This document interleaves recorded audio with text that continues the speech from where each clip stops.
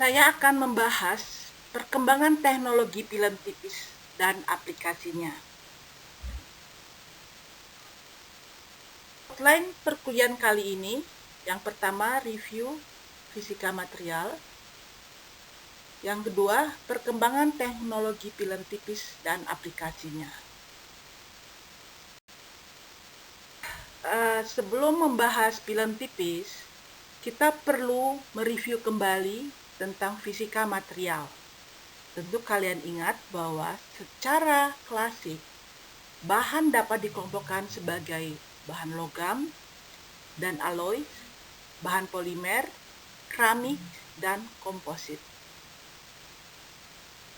Masing-masing kelompok bahan tersebut memiliki sifat-sifat tertentu berkaitan dengan struktur yang dimilikinya. Selanjutnya, kita akan melihat contoh bahan yang digunakan dalam desain dan pembuatan produk. Misalnya, lensa akrilik yang termasuk dalam kelompok bahan plastik atau polimer yang digunakan pada lampu mobil. Selanjutnya, ada kayu balsa yang biasa digunakan pada model bangunan yang termasuk dalam kelompok polimer alam. Contoh lain yang ada pada sini terdiri dari polikarbonat, aluminium, dan akrilik yang termasuk dalam kelompok bahan komposit.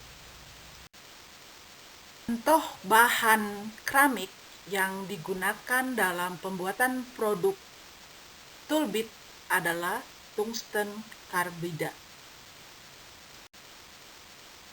Pada produk berupa sepeda, kita lihat di sana ada besi, ada aluminium yang termasuk dalam kelompok bahan logam. Pada gambar yang ditampilkan ini, kita lihat ada kain dari jenis linen, katun, nilon, kevlar yang termasuk dalam kelompok polimer. Selain pengelompokan bahan seperti yang kita bahas tadi, bahan juga dapat diklasifikasikan sebagai bahan organik dan bahan anorganik. Pada gambar ini kita lihat ada kelompok bahan yang kita sebut air, ada pohon yang produknya berupa kayu, dan di bawah bumi sana ada juga kandungan minyak bumi. Bahan-bahan tersebut memiliki sifat yang berbeda. Kalau kita bandingkan etanol yang merupakan produk minyak bumi dengan air dan kayu, kita lihat bahwa etanol dan kayu mudah terbakar, sedangkan air tidak. Perbedaan sifat tersebut dapat kita kaji dari segi mikroskopiknya. Etanol yang bentuk molekulnya seperti pada gambar memiliki atom karbon, oksigen, dan hidrogen. Dalam senyawa etanol terdapat ikatan CC, CH, dan OH.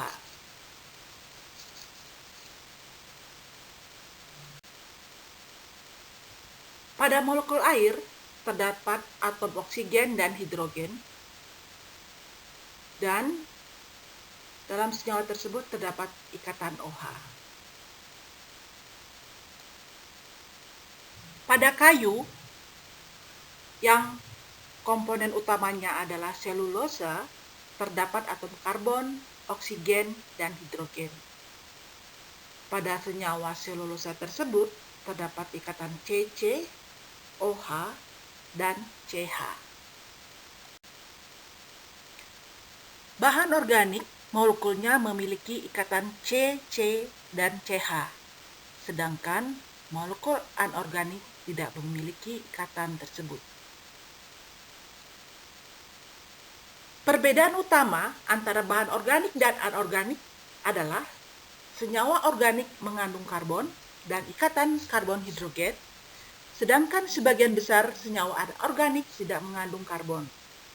Senyawa organik diproduksi dan dikaitkan dengan organisme hidup, Senyawa anorganik diciptakan oleh proses alami yang tidak hidup atau oleh intervensi manusia.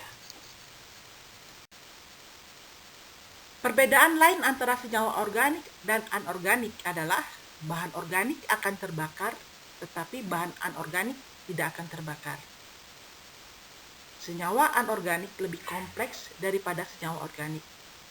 Kehadiran karbon mencegah senyawa organik membentuk garam. Senyawa anorganik dapat membentuk garam dan mudah larut dalam air.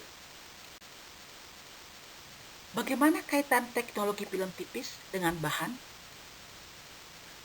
Setiap kelompok bahan berkaitan dengan strukturnya memiliki sifat tertentu, sehingga diperlukan kemampuan untuk membedakan atau mengklasifikasikan jenis bahan, agar dapat memilih teknologi yang tepat dalam pembuatan film tipis. Terdapat teknologi yang berbeda antara pembuatan film tipis dari kelompok bahan organik dan bahan anorganik. Oke, setelah kita ingat kembali tentang bahan dan pengelompokannya, kita akan melanjutkan tentang film tipis dan teknologi pembuatannya. Bagian tersebut akan kita bahas pada slide berikutnya. Terima kasih.